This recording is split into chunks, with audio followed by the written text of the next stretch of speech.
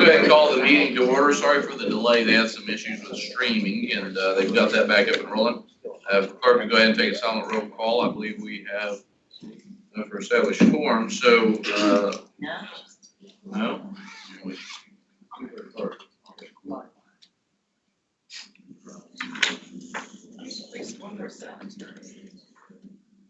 One more senator. Okay, we'll pause on taking a motion for the acceptance of the minutes, and we'll try to get another senator here in the meantime. So I want to go ahead and get started on our presentation. So first we have Abby Real here. She's with the Director for Government and External Affairs for Mountain Health Network, Division of Cabell Huntington Hospital Child Care Program. So without further ado, I'll turn it over to Abby. Good morning, everybody. Thank you, Madam Chair, Mr. Chairman, for having me today. And I first want to start off with a thank you to you all. In the 2022 legislative session, you all passed Senate Bill 656, which we'll talk about today, which has allowed us to do this, to do 2 child care facilities. I also want to thank our congressional delegation because we did end up getting a $4 million congressional directed spending request for our child care center that will help us with at least one of our facilities, or at least part of it. So very excited about those and us creating child care for our employees. First, I want to start off, well, I can get that to work.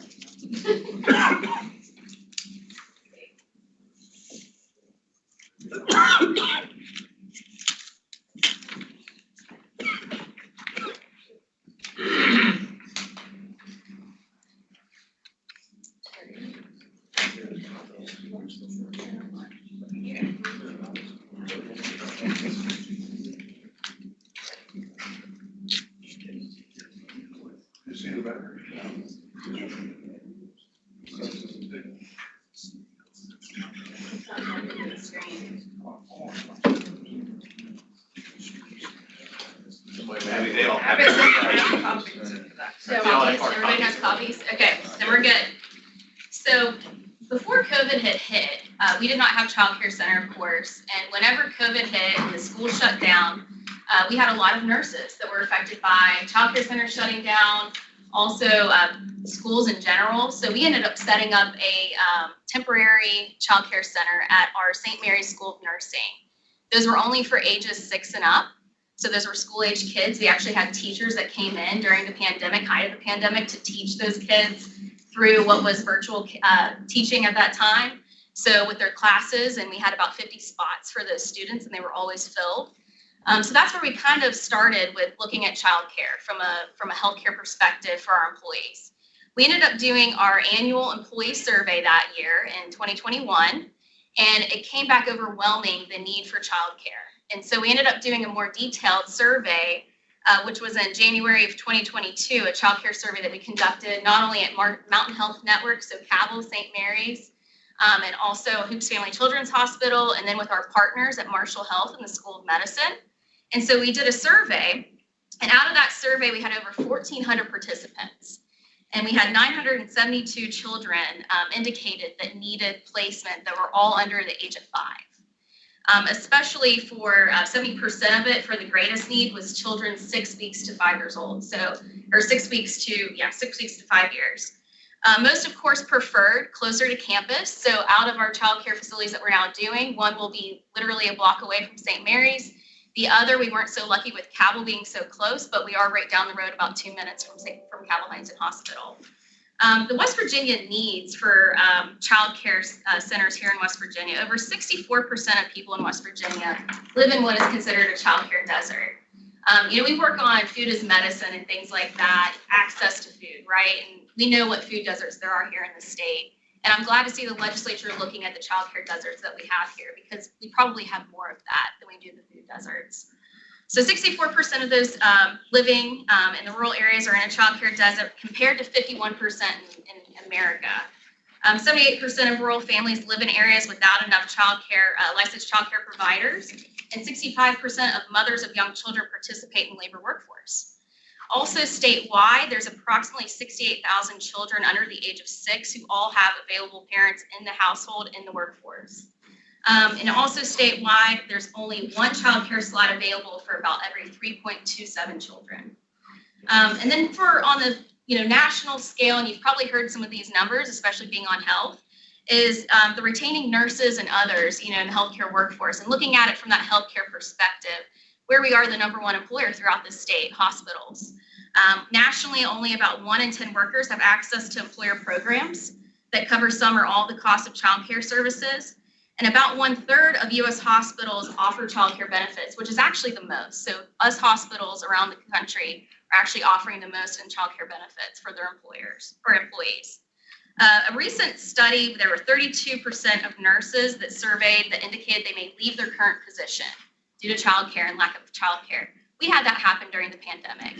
We have some that have returned. We have others that are still on waiting lists. Personally, I will tell you, both my children pre-pandemic, I was on a waiting list as soon as I got pregnant, and I still had to wait 3 to 4 months after my child was born. I was lucky to have a mom and a mother-in-law that could stay home with them. And so those are things that, I personally battled with that you see happening. And then hospitals looking to open childcare centers, recruitment and retention. You see that now happening not only here, but nationwide. So the new legislation that was passed essentially gave employers the ability to open up more slots for childcare for their employees. Cannot thank you enough for that. It was effective July 1 of last year. And we will go more into us opening up our childcare centers this August, which we're very excited about. Our staff is very excited about it. But this was to address the West Virginia childcare crisis.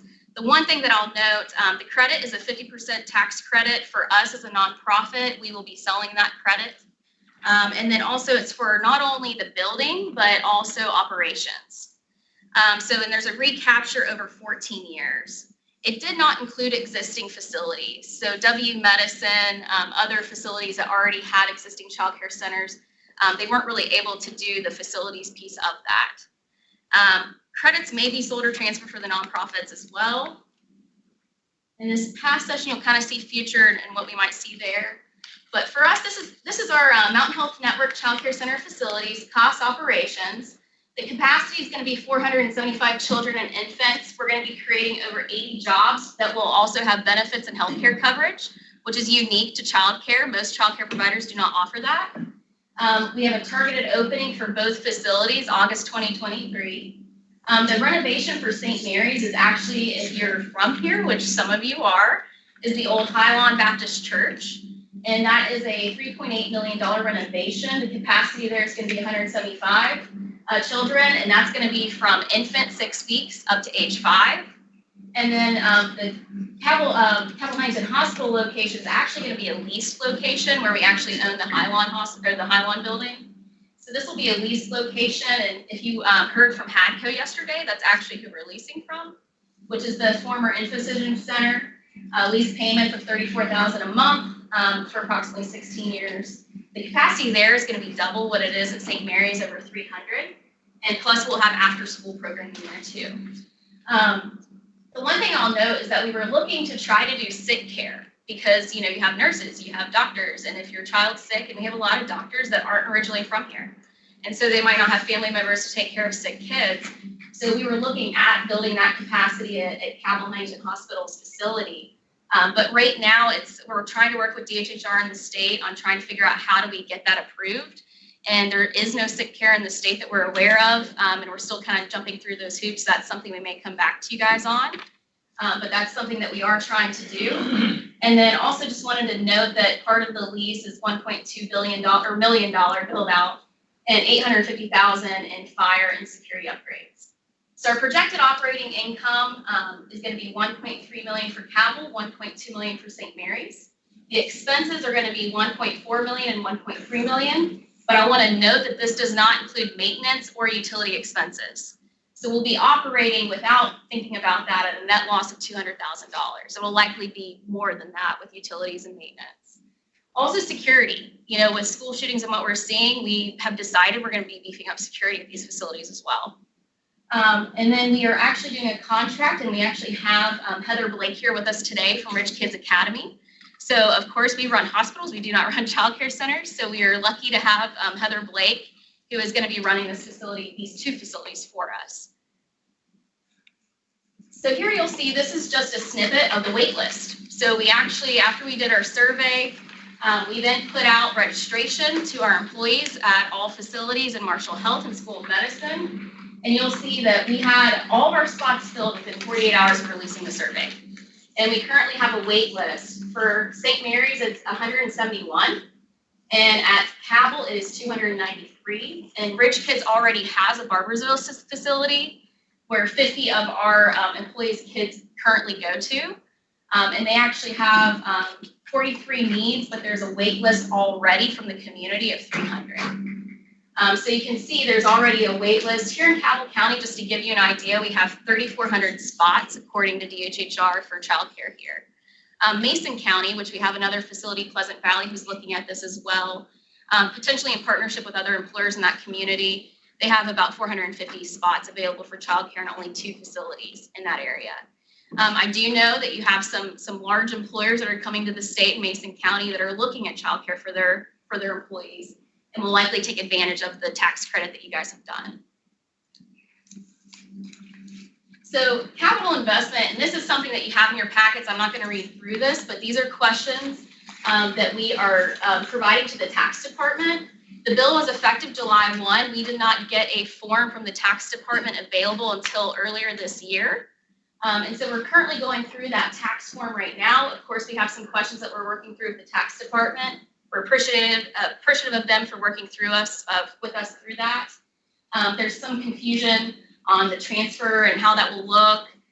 That there's 2 different forms, and so these are just questions that we've kind of put together with the tax department. So we are still working through this new bill and the application of it with the tax department as well. So just wanted to put that in front of you as well, so you can kind of see what we're jumping through to figure this one out. So other suggestions. So this is a good part. So beyond investing in the health development of children, child care supports working families and in turn businesses and overall economic growth. So where we do have the lack of child care availability, how do you return to work? We still see it today where we had employees that are still on a 6-month to a year wait for child care. And so that was why we did what we are doing, and we're excited about it. So House Bill 3403 did not make it through this past legislative session, but it proposed moving the 50% tax credit to 100%. An example, child care operations have to be at a loss in order to receive the tax credit, which you do see we are going to be at a loss. We're still going to be charging our employees, but it would be great to try to incentivize that as part of a perk of recruitment, retention, to be able to allow that for our employees. So the 100% would provide the better incentive to employers to subsidize child care for employees and enhance recruitment and retention here in the state. Include expansion of existing facilities, and then after-school programming grants. That's one thing that we've kind of come across on a hurdle, is that you cannot charge for those, so you would be operating at a loss for that as well. So we're looking at that and kind of jumping through that, so we'll probably have more on that later this year. Increase continuing education availability for child care workers. Right now, when you go for continuing ed, what we get the feedback from the child care facilities and child care workers is that it's outdated. You go to a training when really we would like to see the training happening in the facility with the teacher so that you're learning in the classroom with the kids. And so in child care for us, it's not babysitting, it's developing those kids at a younger age. I think 5 and under and trying to get that education, early childhood education is key. And that's why we're really excited to pair up with Rich Kids. We'll be, they do Spanish and all these different things that they do with the kids. We have some bilingual kids, and they'll work with them on that as well. So it's exciting to be able to have that type of child care provider here in Cabell County. Universal Pre-K-4, it's around $4,018 per child in Cabell County for a certified site. But this does not cover the cost of the true program in the community. So if you are a program in the community, my child goes to St. Joe for preschool, that's not fully covered. And so those are things that we're looking at for Pre-K-4, extending it even further on. And then also mapping child care needs versus availability in county. That's something that we currently could not find or do not have. So seeing what is available in that community, I think we do have kind of a number on that, but it's what is the need there? Are people not returning to work or not in the workforce because of childcare? And so we've seen that here, but that's something that we would recommend for the legislature to look at, for DHHR to look at, is looking at that availability. And to end, any questions, but I also wanted to provide the rendering for our St. Mary's Child Care Center. So this will be the preschool, and those will be the infant rooms and toddler rooms. So we're very excited and we're very thankful for everything that you have done for us on that Child Care Center and allowing us to be able to do this for our employees. And so any questions on childcare? We have Heather Blake here, who's a childcare provider as well. I was gonna have Dave Shields here from facilities, but he was unable to make it, so.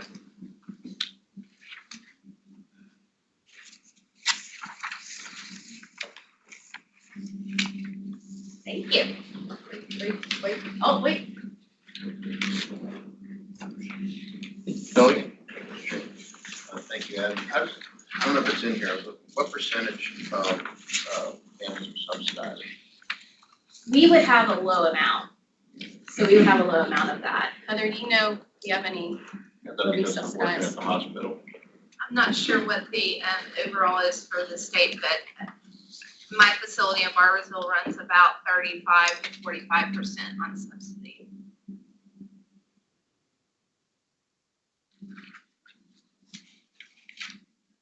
Any other questions?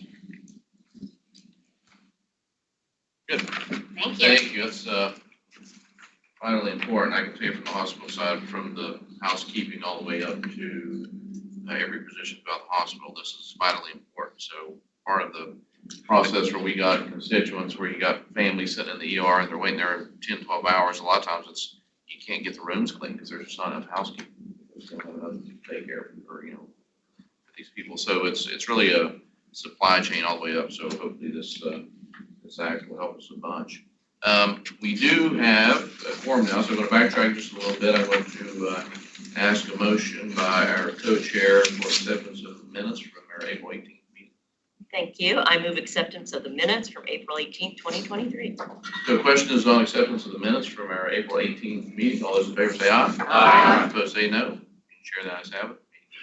Minutes are accepted. Our next presenter is a fellow by the name of Stephen Lloyd, Dr. Stephen Lloyd. He is, if you guys have not had the chance yet to watch the series Dope Sick, there's a series on Hulu. Michael Keaton won an Emmy Award for that. It's an absolute wonderful series if you get the chance.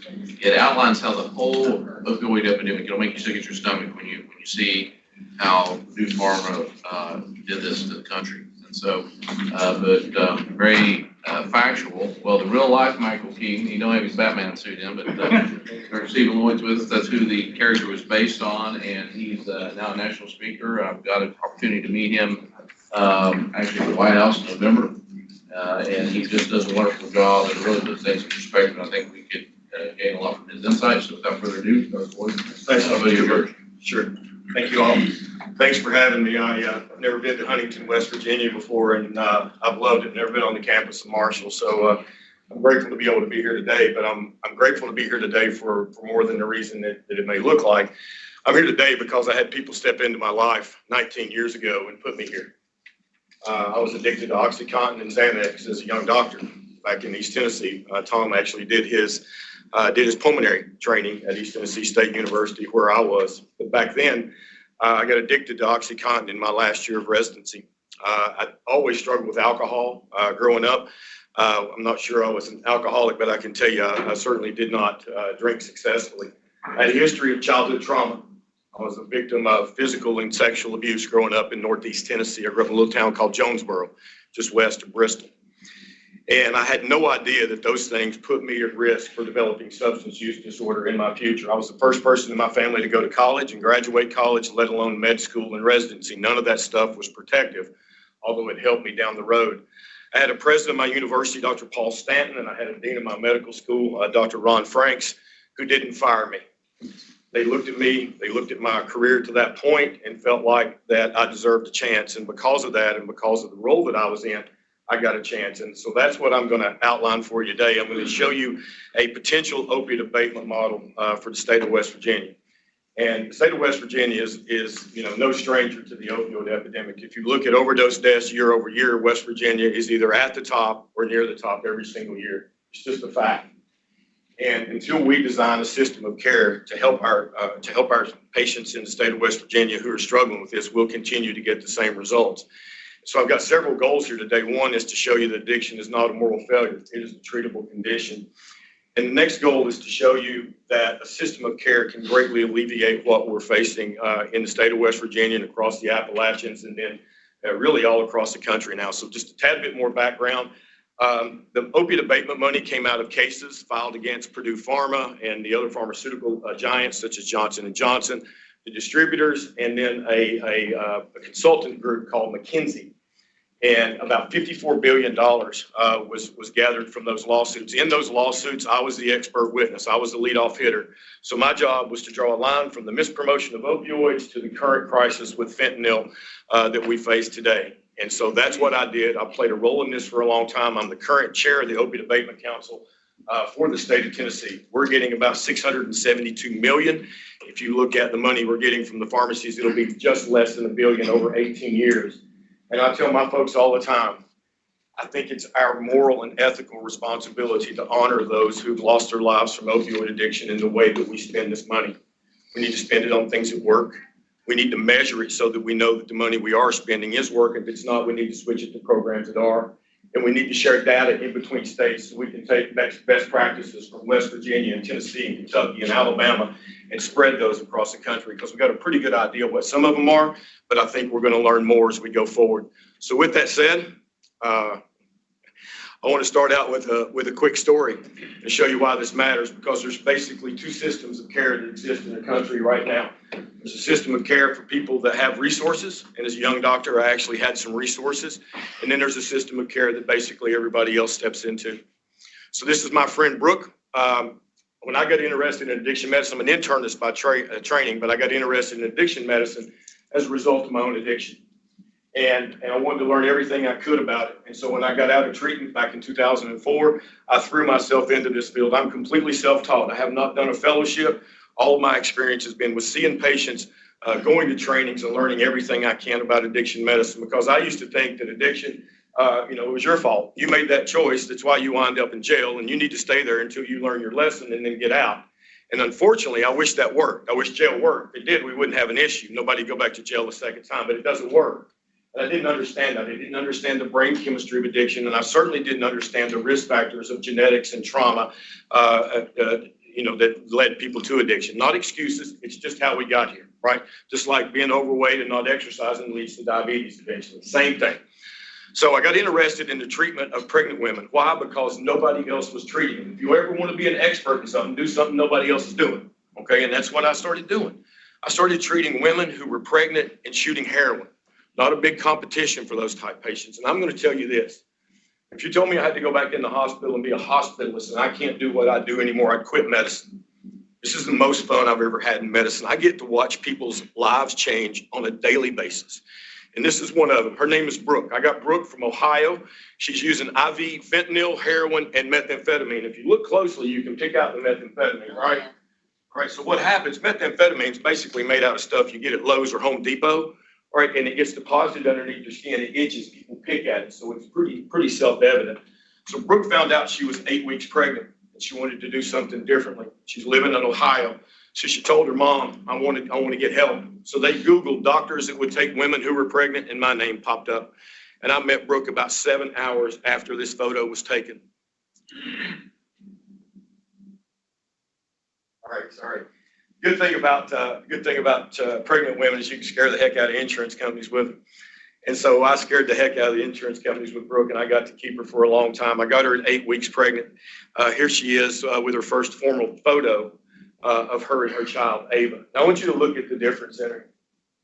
It's only 32 weeks, there to there. Not even recognizable. And I see this every day, and I'm standing in front of you as somebody who used to look just like that. The problem was that Brooke had some felonies from her past. She's a certified welder. She should make $40-50 an hour, but that's not going to happen because she has felonies. She can't get that. Her felonies were for possession for intent to resell, only Brooke was not a dope dealer. What we have today is we have fentanyl. We have these kids getting to tolerances that we've never seen before. I haven't seen them before. In the last 10 years, I've watched tolerances go to levels that I have never seen in my life. To give you an idea, when I went into treatment, I was using pain pills. I was using OxyContin. My clinical opioid withdrawal scale, which is a scale about how sick you are from the dope, right? Mine was at 12. Kids I get today, theirs is at 35, 36, 38. These are tolerances that I have never seen in my life before. So it's going to take more drug to keep them out of being dope sick. She got in possession with intent to resell simply from the drugs that she was using herself. I'm not saying that's okay, but I am saying that she got penalties hung on her for that reason, which makes her job prospects very, very hard. When she went back to her home, and I won't say what state, we'll just say state X, she didn't have access to Tennessee Medicaid anymore. She didn't have access to a doctor like me who would treat her for her Medicaid. The doctor charged her cash, $125, $150 a week, simply to write a medication for her. Nothing to do with her underlying mental illness, nothing to do with her childhood trauma. And Brooke started to struggle. And she got put in jail. Now, luckily, her mom, and I think the presenter before me talked about, her own pregnancy. She had parents that helped you, right? So luckily, she has a mom, Angie, who could help her, right? She gets put in jail. And so someone in jail, a correctional officer, the head of the jail, the sheriff, made a decision that she no longer needed to be on medication because they didn't believe in it because you're treating one drug for another. Keep in mind, they have no medical license. They have nothing in their background that suggests that they should be able to be delivering medical care. It's a violation of the Americans with Disabilities Act. It's a violation of the 8th Amendment of the Constitution of the United States against cruel and unusual punishment. That's just a fact. And so because of that, Brooke got taken off of her medication. And when she got out, I got a call on December 13th, 2020, which I think was a Sunday morning. And it was her mom, Angie. She said, Dr. Lloyd, I found Brooke in her bed this morning, cold and blue. Brooke died of an acute overdose of heroin and fentanyl. Number of overdose deaths in the United States last year we have data for is 107,622. That's a 747 crashing and burning, killing everybody on board every 36 hours around the clock for a year. That's the number. Brooke is one of those numbers. You say, okay, well, it's over now, right? She's gone and that's the deal. Well, that's not over. Because who's that in that picture? Right, that's Ava. Ava is 2. Ava's being potty trained. That's her little potty there. She seems to be pleased with whatever has transpired there, right? Ava has an adverse childhood experience score of 2 already. She's already 2. Adverse childhood experiences, when you get to a score of 4, your risk of just about everything goes straight up. Heart disease, diabetes, mental health issues, substance use disorder. And that child is 2 years old and she already has an ACEs score of 2. Why do I tell you that? Because I want you to know what are the chances that she's involved in our system in 10 to 15 years if we don't intervene and help. And I'm telling you it's great, and I'm telling you it happens every day in the state of West Virginia. This is cyclical. People in law enforcement in here will tell you that the people they're arresting today for these things are the ones that they were arresting their parents a generation ago, and sometimes their grandparents 2 generations ago. Addiction is about genetics, it's about trauma, it's about opportunity. So what kind of system did I step into? Now, this is a patient with these 2 patients have the same disease, right? This young guy right here, and I'm a huge fan of the University of Tennessee, so I'm sorry about that. We suffered for a long time. We were decent last year. But this guy has the same disease as her. The difference is this guy right here has graduated medical school. And that picture right there looks great. We're headed to a ball game in Knoxville. That's my wife, my daughter, and my son back in the day. I named him Heath after Heath Schuler, who was the quarterback in Tennessee the year he was born. That's actually true. And if you look at that, that looks like a young, upwardly mobile family, right? Their whole life in front of them. And unfortunately, I can't blow it up enough. But if you look in my right pocket right there, you can see a bulge. And it's not my wallet. It's a bottle of pain pills. Same disease, only I'm a doctor. I cost too much to kick to the curb. I got world-class help. I got help with my childhood physical and sexual abuse. Not excuses, it's just how I got there. I got help with that. And my life continued to go up. When I got back to Johnson City, I became the president, or I became the director of our residency programs. I became the head of education at the VA, which is where I met Dr. Takubo back in the day. I moved to Nashville and became the first drug czar I became the first drug czar in the state of Tennessee. And a few years ago, I got a big envelope, a registered letter in the mail. I always get scared when I get those, but this was actually a good one. And it was from our governor, Bill Lee, and he appointed me to the Tennessee Board of Medical Examiners. I'm the vice president of the Tennessee Board of Medical Examiners right now. Guys, I shouldn't be on the board. I should be in front of the board. but I'm not in front of the board because somebody stepped into my life and gave me a chance. And that's what I'm here to advocate for in West Virginia today. Because it's my feeling that everybody deserves that chance. Not everybody's going to be on the president of their medical board. That's not going to happen. Not everybody's going to have a Hulu series that, based on their experiences. That's not going to happen. Right? People can have a life. They can have what we all think of as the American dream. So the foundational concepts, number one, addiction is not a moral failure. It's not. It's a disorder of the brain. It has to do with genetics, trauma, and opportunity. It is not a moral failure. Guys, I wished it was a moral failure. It'd be easier to treat. It's not a moral failure. And this took me forever to get used to because I couldn't believe that somebody just keeps sticking a needle in their arm. What are they doing until it happened to me? I get people all the time, oh, you got to find your bottom. You got to want it bad enough. Guys, I wanted it really, really badly. I woke up every day for 2 years wanting it worse than anything in the world, and I couldn't quit. It was impossible. I couldn't quit until somebody helped me. The next thing, addiction is treatable. Treatment works and people recover. Get this one all the time. There are more people living in recovery in the United States right now than are living in active addiction. And you don't know. Why don't you know? Because they don't tell you because they're ashamed. And that's why I live my life the way I do. How would you feel if you had a disease that you never saw anybody get better from? And it's why I talk about my own addiction. It's why we put it on a Hulu series. When they told me Steve, we'd like to use your stories, I was thinking, well, I'm taking those stories to my grave. I'm not going to let anybody know that. And then it dawned on me, how many people out here are going to watch this? And they're going to see me now and think, well, heck, if that guy can do it, maybe I can. God, this is about the values that we all believe in. This is about community and relationship. We talk about it all the time. Guys, this is it. I get people all the time that say, talk about the Christian values. I mean, the Bible is all about love your neighbor. Guys, these are our neighbors. We got to stop kicking them to the curbside. Last but not least, addiction is complex and the solution is systemic. And I'm going to put forward what I think is a workable model for opioid abatement. Because this is not a gallbladder, and I'm not, sir, can I have some water? I'm sorry.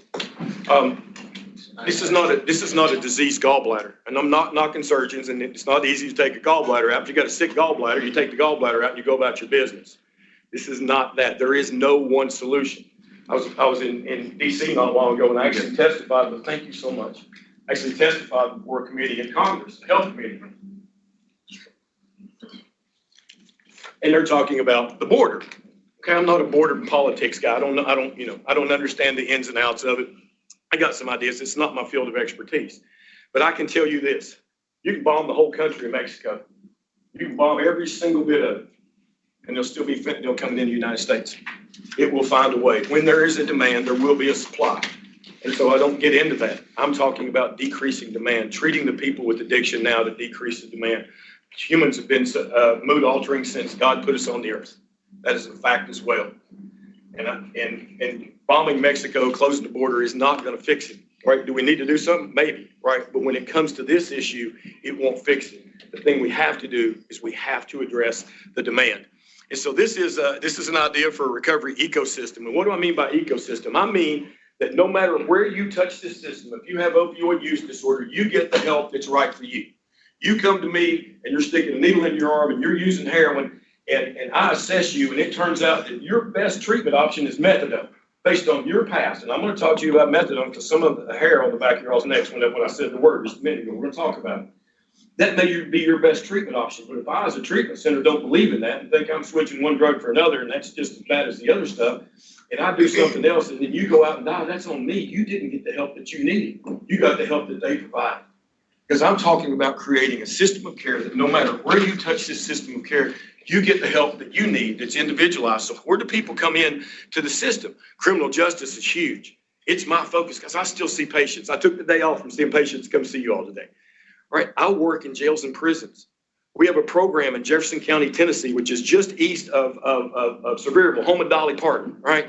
We have a program there. It's a rural county. We've had it for about 18 months. We've had over 100 patients come through that program. We treat them while they're incarcerated, and then we hand them off to a community provider when they got out.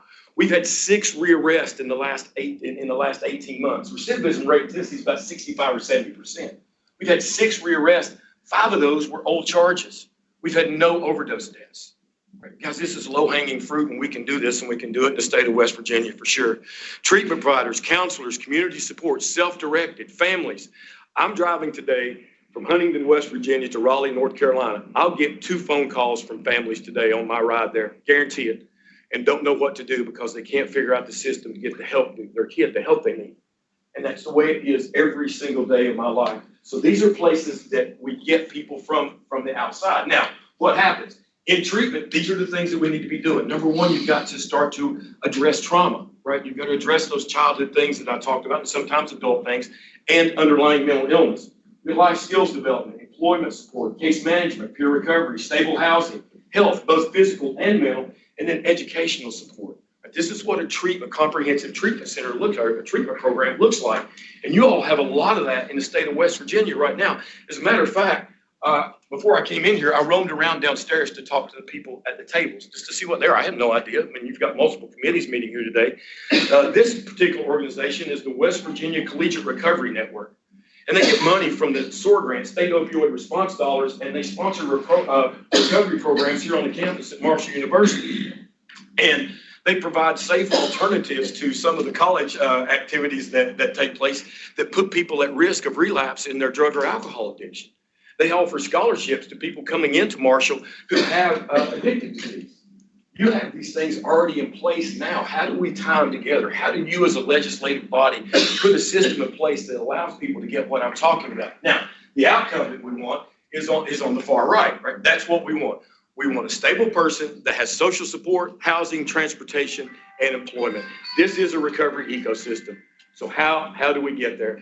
Number one, we're going to have to start with a word I hate, but it's a word you all recognize: harm reduction. And guys, not all this stuff is clear cut. Some of it's controversial, but I'm telling you, the juice will be worth the squeeze. We got to have broad access to naloxone. I don't know about you all, but I have not figured out how to treat dead people. We have to keep people alive, number one. And I get people all the time say, Steve, how many chances does somebody get? I don't know. How many do they need? How many times you want me to save your kid? That's the answer I give. I don't have a 3 strikes and you're out policy, guys, because when I kick them out, they go to the street, they use fentanyl, and they die, just like Brooke did. As many chances as you need. Are there consequences? Yes, there are consequences. I am not a consequence-free guy. But we want to give people every chance we can. Naloxone is the easiest way to do that, widespread, and I'm going to finish with a story about a young man downstairs here in a minute. Syringe service programs. That one makes people nervous, right? We're going to give needles and syringes to people who are using drugs. Yes, that is one small aspect of a syringe service program. You've got to think, when you have a syringe service program, you're decreasing the rates of HIV and hepatitis C in your state. Virginia is one of the top states in the country that are at risk for hepatitis C and HIV outbreaks because of the rate of intravenous drug use. And it matters to everybody in this room, because when the more circulating virus you have in your community, the more likely you are to get it, even if you don't engage in that activities. How's that? What if you have a car wreck? Or if you have to go to the hospital and you get blood? Yeah, we screen the blood supply, but there's still a risk, and that risk goes up based on circulating virus in your community. It is to treat people and to prevent people from getting hepatitis C and HIV is not only a benefit to them, it's a benefit to everybody who's a citizen of the state of West Virginia. Do you know what the number one question asked at syringe service programs is? Anybody know? Where do I get help? That's the number one question asked. It is a great place to start to get people involved in that recovery process over here on the right. And then last but not least, you see the word VRLAC. What is that? Voluntary reversible long-acting contraception.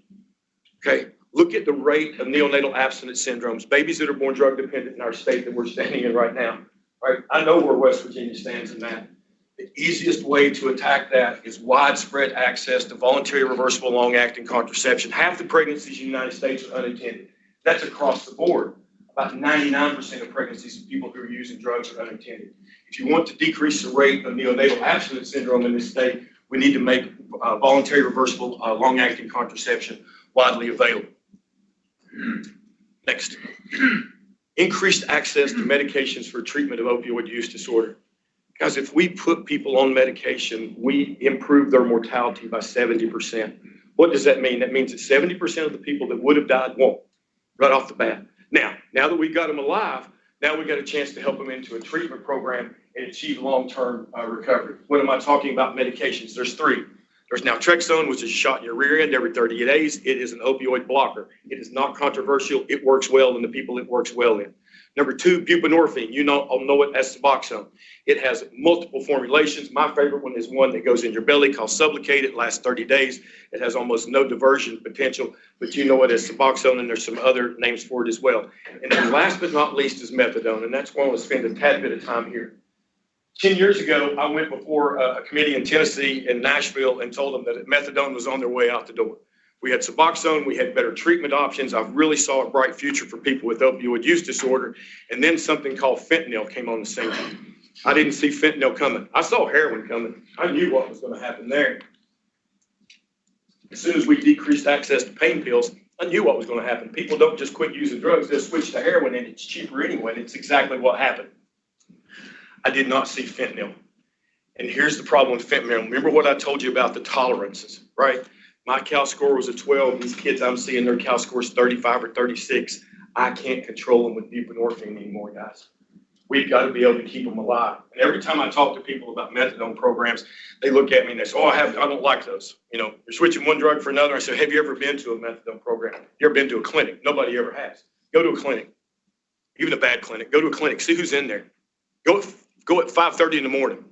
You know what you're going to see? You're going to see a bunch of construction workers and people that are coming there to get their dose of medication before they go to their jobs. And they have to come every single day to get their medication. And there is no option to skip counseling. If you don't go to counseling, you don't get dosed.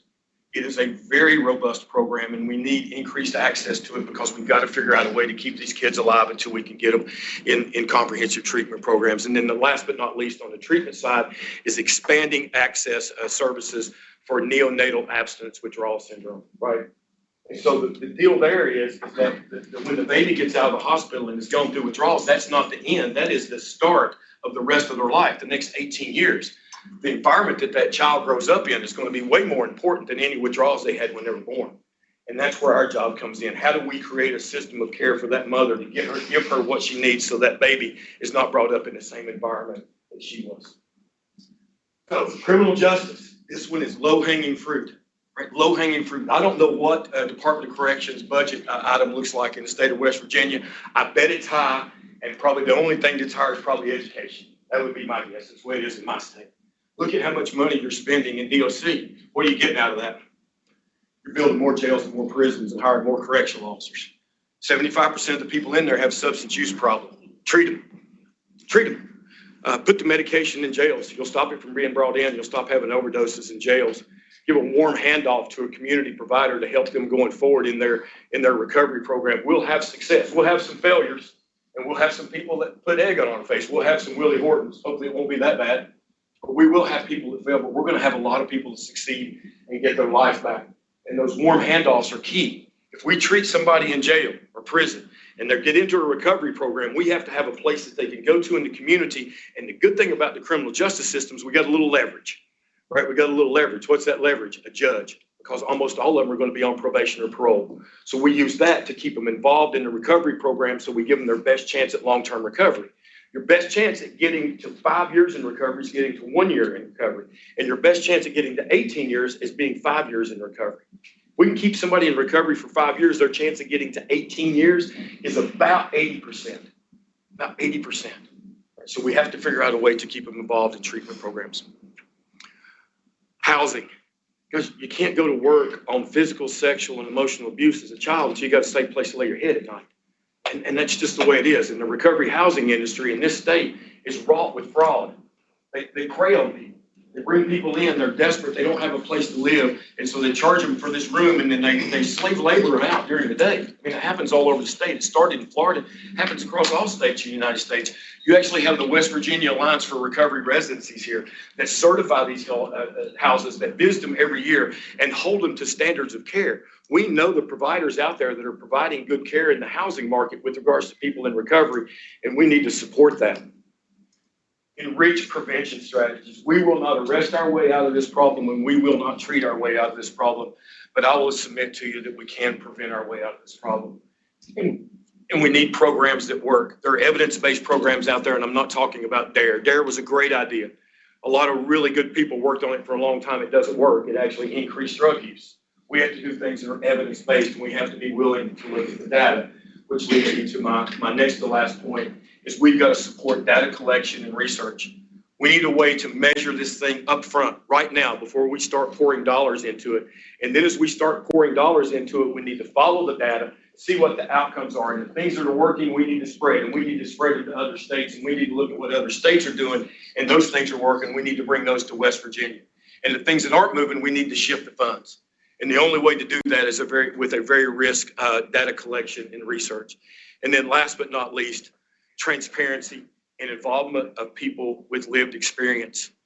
Guys, it takes sick people to help sick people. The people that helped me most in my recovery were not doctors. People that helped me most, he was a fiddle player, right? My first sponsor was a fiddle player. And he's the guy that helped me the most, and he had a high school education. We have to trust people with lived experience. So I told you I was walking around downstairs, and when I turned around from that recovery program, there was a table sitting there, a young guy with a student hat on, a beard. I went over and talked to him. He's in recovery himself. He has a felony from 7 years ago. He's getting his master's in social work here at Marshall University now. He started a nonprofit, and every building in this campus has Narcan in it, and they've been Narcan trained because of that kid standing down there in the lobby of the building we're standing in. That's somebody with lived experience. And we got a bunch of them in West Virginia that are interested in helping when we got to bring them in, and we got to stop shunning them. Because I'm sorry, guys, none of us in this room are going to fix it. But people with lived experience know what it feels like. And they know how to look at people in the eye and say, this is what I see. And they'll trust them because they got lived experience. If somebody's sitting there being dope sick, ain't going to listen to you guys. Anybody in the room being dope sick, you don't know what that's like. Guess what? I do. And I can connect with them because I have sweated. I've laid in the bed and sweated through the sheets, and I've known what it's like to snort pills, right, and look at pictures of my kid and cry because I couldn't. And that's where the relationship is drawn. Guys, this is about community and relationship, and it's what I want to put forward to you as a model in the state of West Virginia. Last but not least, this is the most important thing in my slide deck. Brooks' slide deck, or Brooks' pictures ended with an obituary because she stepped into a system of care that was fragmented. It wasn't evidence-based, and it wasn't designed for her to be successful. Stephen Lloyd stepped into a treatment system that was designed for him to be successful. What's the treatment success of doctors with opioid use disorder? Anybody know? Doctor comes in on day one. What are the chances that they're back in their job, free in recovery of all drugs at year 5? Anybody know? 78 to 95%. We don't bat that with strep throat, yet we bat it with opioid addiction. How is that possible? Because the system of care is designed for me to be successful. That's why. And it put me in this picture. That's me and my family in Florence, Italy. I grew up in Jonesboro, Tennessee. Never dreamed I'd go to Florence, Italy. That's my son, Heath, my now daughter-in-law, Laura. That's my wife, Karen. The bald dude in the middle is me. That's my daughter, Haley. And that thing next to her is my son-in-law, Sterling. Right? Guys, every dad in the room knows there's a difference between little boys and little girls, at least for me. Right? Heath, I loved him, but when it was time for him to go to college, he needed to go. I offered Haley to pay for everything for the rest of her life if she stayed in her bedroom and lived in my house, and I meant it. Unfortunately, she didn't do it. When she was a junior in high school, she brought that thing to her right home. They were going to the prom. I talked to him for 5 minutes on the front porch of my house. I walked in, told Karen, I said, Karen, I think I just met our son-in-law. She says, come on, Steve, it's the first day they're in high school. 6 years later, I'm standing at the end of a long aisle. There's a dude with a Bible on the other end of it, and Haley's on my right arm. And I'm dying. I'm crying. I'm a mess. I look terrible. Right before we walked down the aisle, Haley laid her head over my shoulder. She said, Daddy, you're the first man I ever loved. Thank you for everything you ever did for me. They got better in a hurry. And for me, the day was a whole lot better than what Haley knew from that comment, because I realized I was giving my daughter away. I wasn't in the program that night, in parentheses. I wasn't in there May 11th, 1967 to sometime in 2004. I'm still a dash, guys. Most important day of my daughter's life, I got to stand beside her because somebody helped me. Somebody brought me into a system of care that allowed me to be a dad and walk my daughter down the aisle. In October of the pandemic year, Heath got married.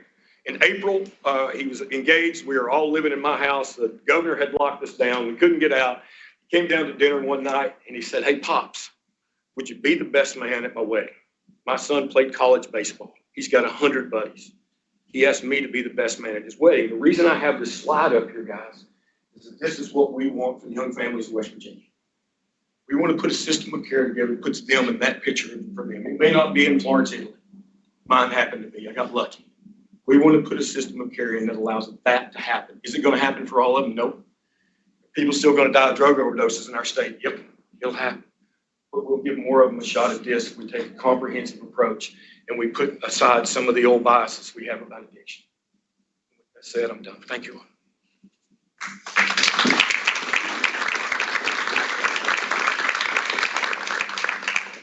Any questions for Dr. Lloyd? Kelly? Thank you, Mr. Chairman. One of my concerns is, as legislatures and people with good intentions trying to do what's best, is that we don't necessarily know what the best practices are.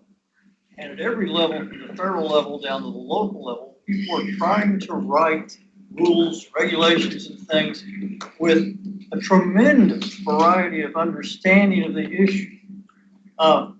Is there a way, or is there something in process to try to improve the understanding of people writing the rules about what best practices, and it's complex, it changes constantly, but is there any sense of that taking place? Kind of. It's one of the reasons I drove from Nashville to Huntington. The things I put up there, there's, I think 7 of them, 6 of them, those are our current best practices as we know them today. That's it. And those are the things that we feel like give us the best chance going forward. The problem is there's no consistency in between states. Sometimes, and within the state, there's no consistency in between areas of the state. Difference between what's, best practice here versus Wheeling or Harvest Ferry or wherever, right? And so, no, it doesn't stick together. And that's what, our current drug czar, who's actually from the state of West Virginia, Raul Gupta. It's part of his job is to start to put these things out here, right? And part of what they do and part of how we do that is things like happening right here. You all are the leaders of the state of West Virginia. You're the health committee of our legislature. And I'm in front of you today showing you a recovery ecosystem and best practices. These are accepted best practices. And we have to keep doing that. And some of them may not work. Some of them may not be right for the particular area for whatever reason. And we've got to be willing as a legislative body, as leaders, to look and see what is working and put money into that, resources into that, because it's not always money. And the things that aren't working, we've got to have the courage to pull that back and invest in things that are. And we need cooperation in between states. It's one of the things that Dr. Takubo and I talk about. When we start looking at data tracking here, it doesn't only need to be in the state of West Virginia. It needs to be in Pennsylvania, North and South Carolina, all across the South, up the East Coast. We need to be able to share data with folks to look and see what programs are working, where we're getting the most bang for our buck. But you're exactly right. There's no consistency in between different areas. And the reason is because people have their own feelings about addiction. There are people in this room right now that probably even right now still think addiction is a moral failure. And if you just want it bad enough, you can quit. And if you find your bottom, you will quit. And I wish that was true, but overall it's not. And so until we start having open conversations like this and being able to, look at what we know from a data standpoint, having courage to implement some programs, sometimes even when they're not popular, and looking and seeing what our outcomes are and making adjustments. That's the best that we can do based on the knowledge that we have today. I'm sorry, right here, and then I'll get you. Yes, sir. Real quick question. You said in the Sevierville area, there's 180, roughly 180 people that went in and they were cleared out. Very few people that reoffended. Right. Is that a county-wide program or is that a statewide program? It's countywide. And so I've been really interested in criminal justice for a long time. And I kind of had a unicorn judge who was willing to listen. His name is Dwayne Sloan. And our sheriff in Jefferson County, and I don't want this to happen to anybody. Don't take this the wrong way. His son died of an overdose.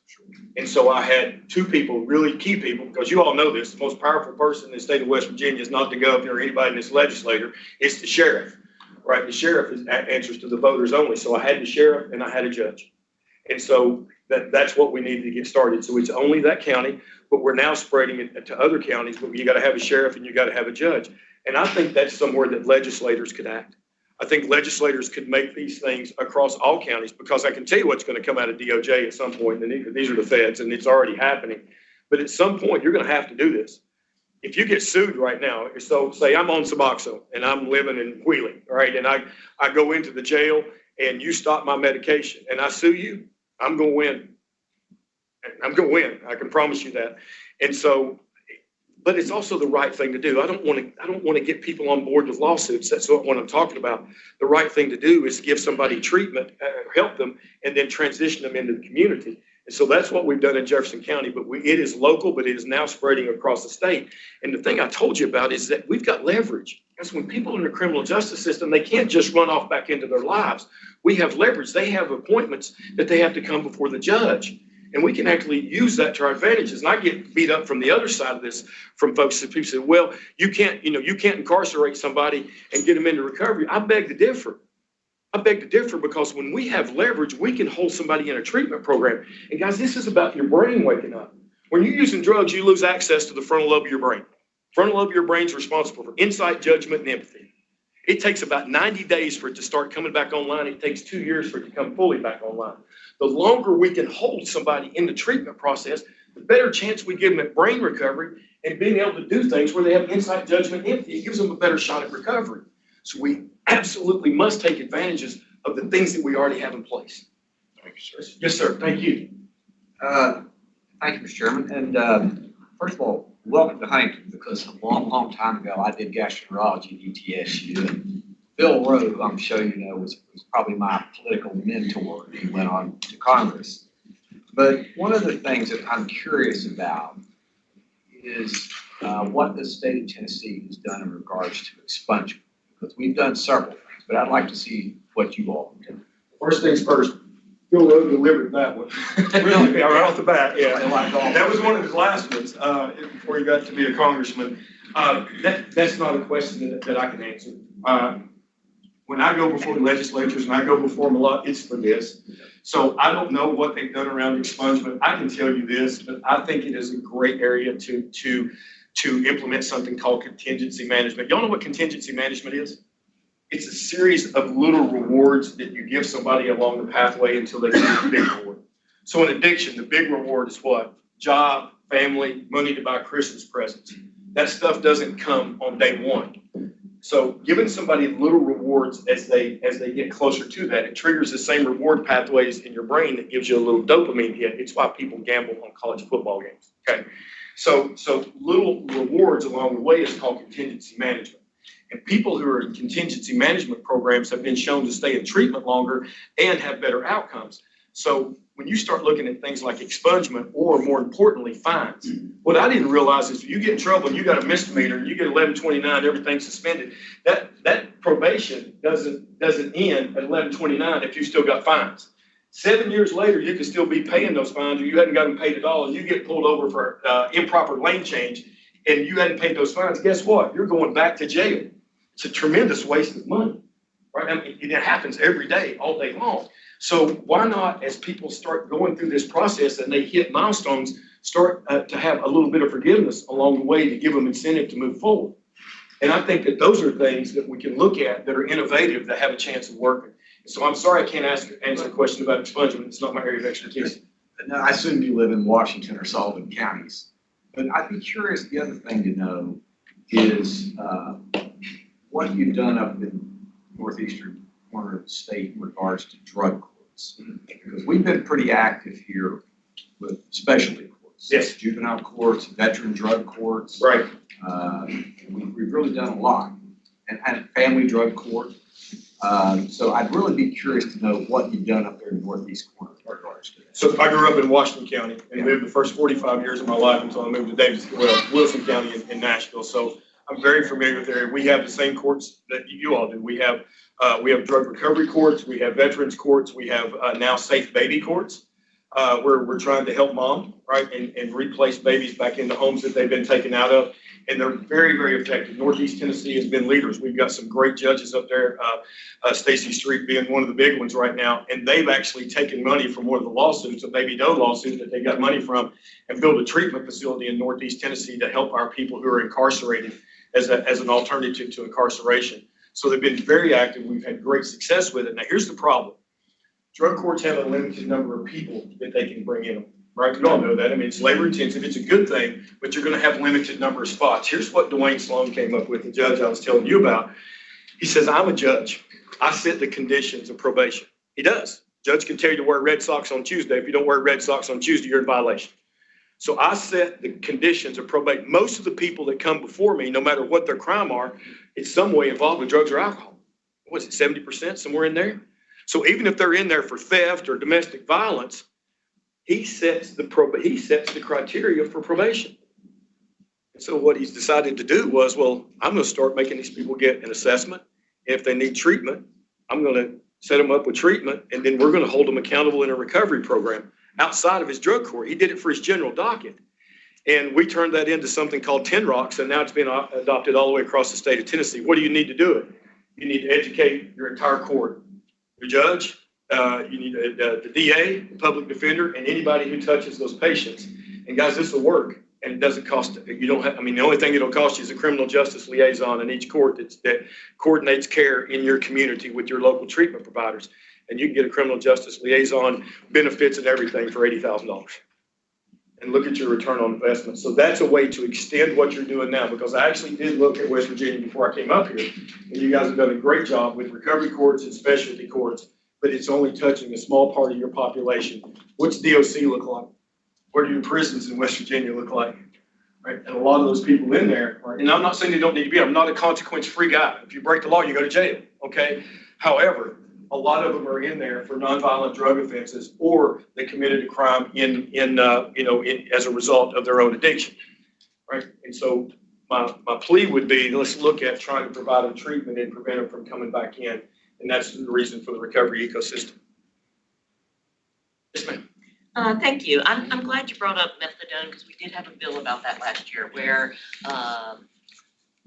entities were encouraging us to expand that type of treatment. And we met a lot of pushback with that, and people were not excited about that. We currently have 9 methadone clinics in West Virginia, and by one company. And I'm not familiar with that company, but I know some people have feelings about that company.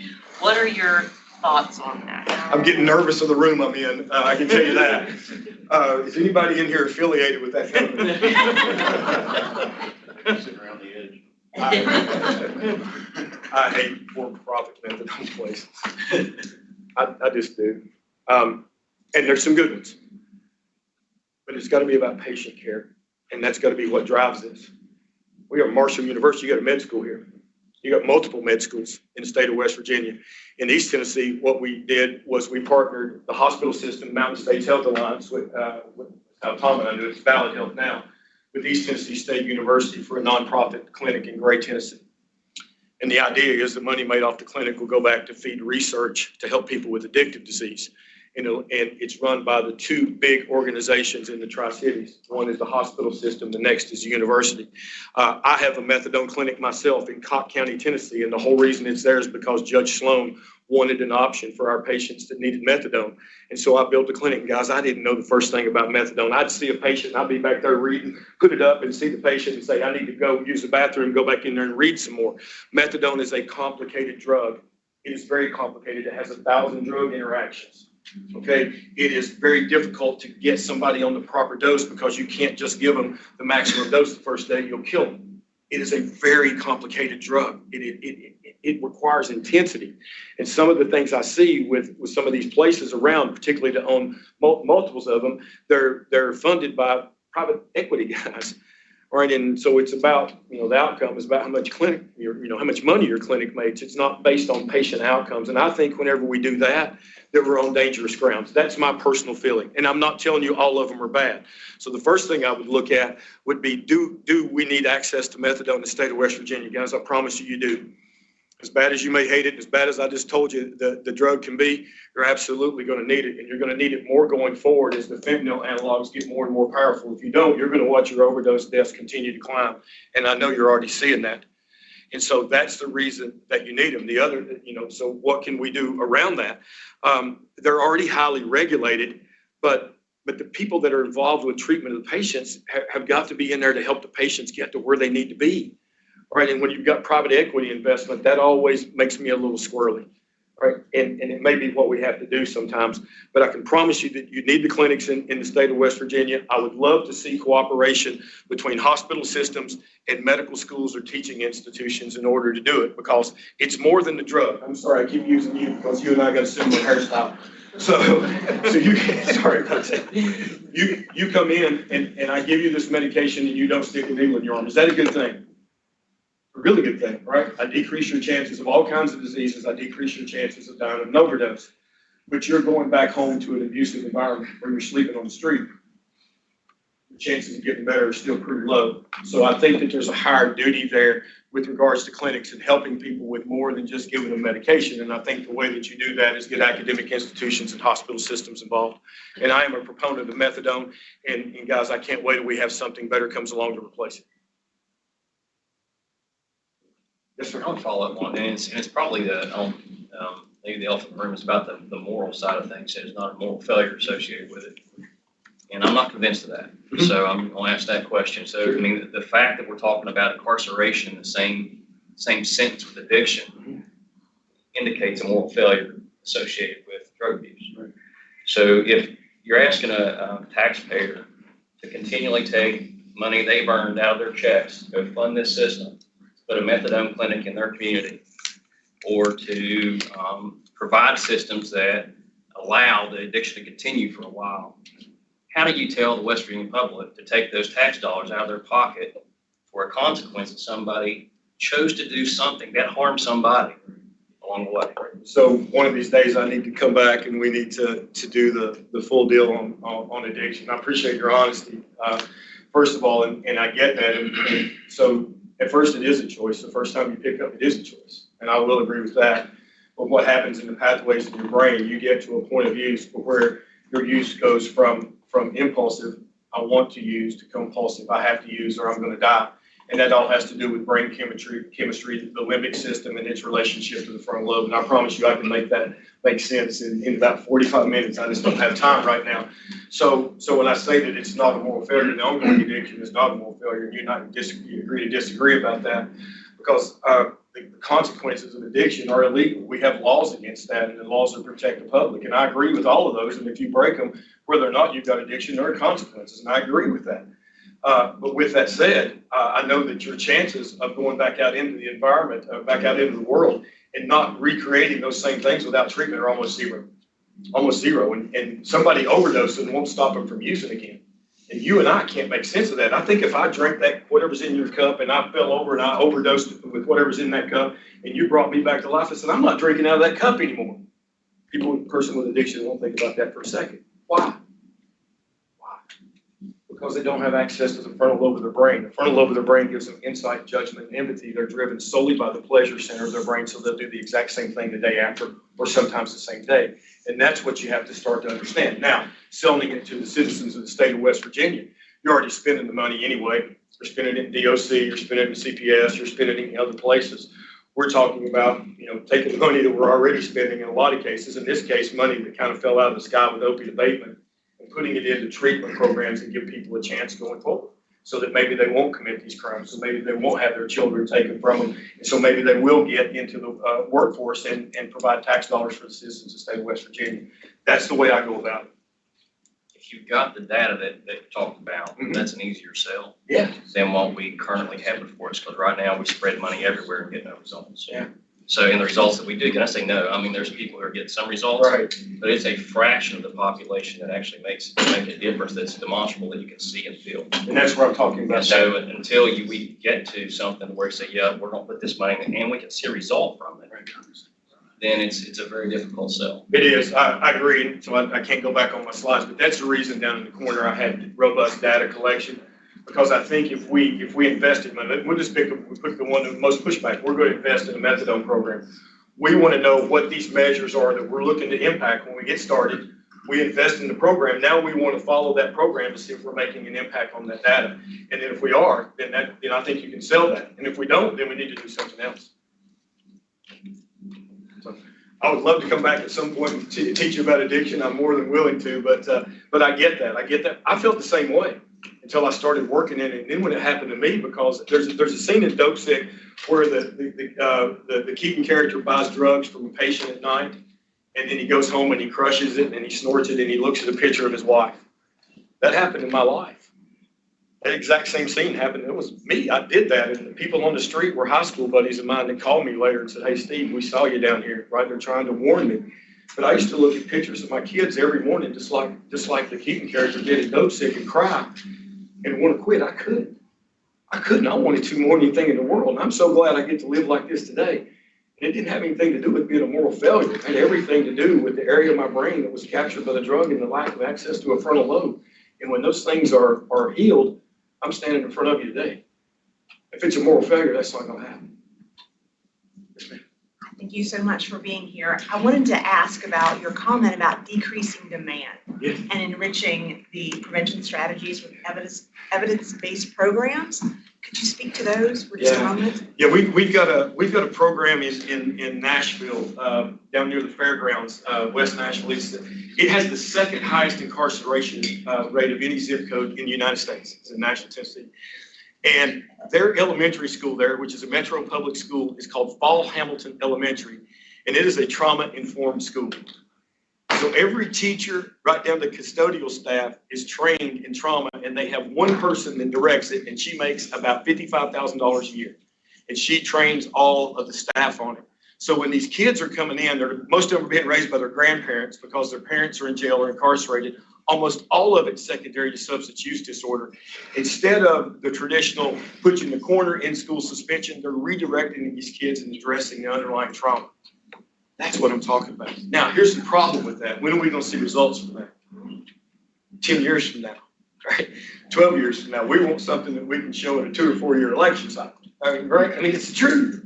So we've got to get serious about prevention. I've been in here talking about medication and addiction as a moral failure and all that. Put all that aside. We need to talk about prevention. If you can prevent a kid from using anything before they turn 18, their chances of going on to develop addiction, even if they do try something after 18, is reduced by about 70%. So we know who these at-risk kids are. So I told you just a tiny bit about me. I grew up in a house where I was physically abused. My favorite uncle molested me when I got a little older. It was way worse than that. Okay, what kind of student, y'all have only known me for 40 minutes, right, 30 minutes. What kind of student do you think I was in elementary school? I was always in trouble. I was a disciplinary problem. And back in Jonesboro, Tennessee in the late 1970s, they handled that with spankings. Well, I'd laugh at you for spanking. There's no way you can spank me any worse than what I'm getting beat at home, so I didn't care. Right, and I was always put in the slow classes, and then one year we took these standardized tests, and they came and got me out of the slow class and put me over here. It changed my life. And I'm not upset or mad about that at all. It's just how it was. We know more now. We know who these kids are at risk. I showed you one of them, Ava. Ava's at risk. She's got an ACEs score 2. She's got a mom and dad both with drug addiction. So we know her genetics are there and her trauma is on its way. So we know who these kids are. We have to be looking at evidence-based programs like the one that's in place in Nashville that will give us a chance at something we'll work going forward. And guys, if I'm here for anything today, I'm a prevention advocate. Yes. Thanks for being with us today. Does Tennessee have family treatment courts in there? So we actually implemented one in our county, and so far we've seen some moderate success with it. But what that does, you mentioned the ACEs scoring. Usually that is a case that has not gone like to the point of a criminal case, but is a referral through CPS and gets actually transitioned into, the judge kind of decides who comes in and who comes out, and there actually is a multidisciplinary treatment team that works with those individuals to kind of make sure that they're on track to recover and they're going to treatment. They're doing, like, they're seeking their jobs, those sorts of things. You mentioned that, that you work in the, with the incarcerated group of individuals in Tennessee. And Tennessee was not one of the states that implemented a Medicaid expansion plan. And so what do you do to get some of those people in treatment after they're transitioning out? Because you're excluded from usually Medicaid when you're incarcerated, but what has Tennessee done to help those people that may get treatment in the prison once they transition out? I got lucky. I'm a SOAR grant provider for Vanderbilt University. So I have federal grant dollars, nobody pays cash. And that's luck. And you're exactly right. That's just me. So anybody else that starts those programs are going to have to look and see, the insurance and the resources their patients have. For me, I had access to SOAR grant dollars and I haven't had to turn anybody away. And the reason for that is but again, we have SOAR grant dollars flowing in the state of West Virginia. That's the reason those people are downstairs right now. So if we look at some certain partnerships that could happen, say between, a practice like ours that takes Medicare, Medicaid, and the indigent, and then giving them resources with SOAR grant dollars or abatement dollars to be able to treat those patients. You're going to have a lot of, is West Virginia a Medicaid expansion state? It is. Okay, so right off the bat, we're in way better shape than we are in Tennessee. And if you look at exceptions like what's happening federally, giving somebody their Medicaid back within 10 days of release and starting them in a treatment program and then releasing them. Because when you release them from incarceration, the risk of overdose and death in that first 2 weeks is 40 times higher than the age-matched individual who's not incarcerated. So that's the real key. So if you initiate treatment prior to release with a warm handoff to the community, you're going to decrease your overdose death rate in this population. And so you mentioned also the Tennessee Board of Health Professions. Do they have any type of impaired provider treatment options? And did you go through that program, if you don't mind answering? And Absolutely. I'll be, matter of fact, I came back from the Federation of State Medical Boards meeting yesterday and drove to Huntington, well, actually, the day before yesterday, drove to Huntington last night. I was up there presenting at the national meeting. So yes, we do have an impaired physicians program or provider program. You all have one in West Virginia. Brad Hall heads it. And it's very successful. And that's the program that I came through. I've been in it 19 years now. what about for the other healthcare disciplines that sit under, that seem to fall under your board? We do, and they're not as good. And why is that? Because we treat nurses differently than we treat doctors, and it makes me angry. That's all that I have for you. Thank you so much. Yes, sir. Thank you. Thanks for being here. You mentioned earlier you felt that methadone clinics should be operated by hospitals, universities. The problem is in West Virginia, it is also the benefit of the committee, is in statute, they can't in West Virginia because we're only allowed to have 9. 7 of them are owned by one private company. When you say counseling is important, it's less important when there's no competition. You just have to check boxes in order to bill Medicaid. In West Virginia, they can bill Medicaid for it. And so you have an out-of-state company that's able to come to West Virginia and bill Medicaid and not provide all the services that need to be provided. So we can't do that here until we actually change the state law to allow for more programs, because right now, it was done a long time ago, but you're only allowed to have 9, 7 of them are the same company. But it was mentioned earlier how to convince people who don't agree with you. I'm not one of those people, I do agree with you. But how to convince people to say, well, I don't want my tax dollars paying for this for somebody that you think has a moral failure. I don't want tax dollars paying for, whether it's a SSP or programs in our prisons and jails or any type of program. Do you have the evidence that shows that it's actually cheaper to deal with the problem? It's cheaper to have a syringe program than to pay for people who don't have insurance who get HIV and Hep C. Or it's cheaper to pay for these programs or to have 8,000 children in foster care. You want to expand on that? Well, that's a complicated question. Everybody that has a for-profit methadone clinic is not a bad actor. You don't ask me how I personally feel. That's my personal feeling. So there are people out there that do a good job that are for-profit clinics. I can promise you there are. And if they're shirking on services, there's certain services you can't shirk on because it's federal law out of DEA Code of Federal Regulations. And so you have to undergo site visits that check you. And then I would imagine the state of West Virginia also has an audit process of these clinics. So if they're not meeting the standard, then you have some leverage there. As far as, your statute limits, I can't change that, only you guys can.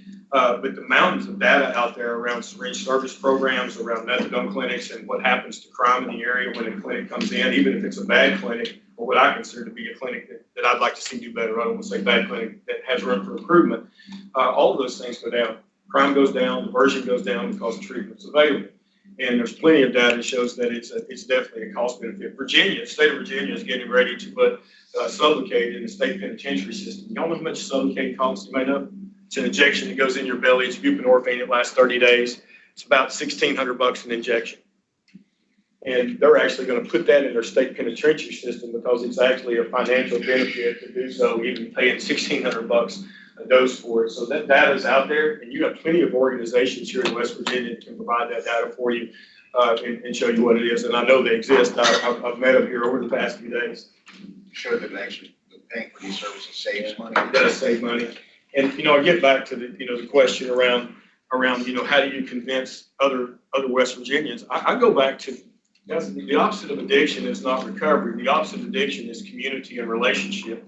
All of you all ran for political office somewhere in your past because you wanted to do something to benefit the citizens of the state of West Virginia. This is a love your neighbor type thing. And that's my selling point. This is loving your neighbor. If Jesus was walking the face of the earth today, he wouldn't be hanging out with tax collectors. They've gone up in the hierarchy.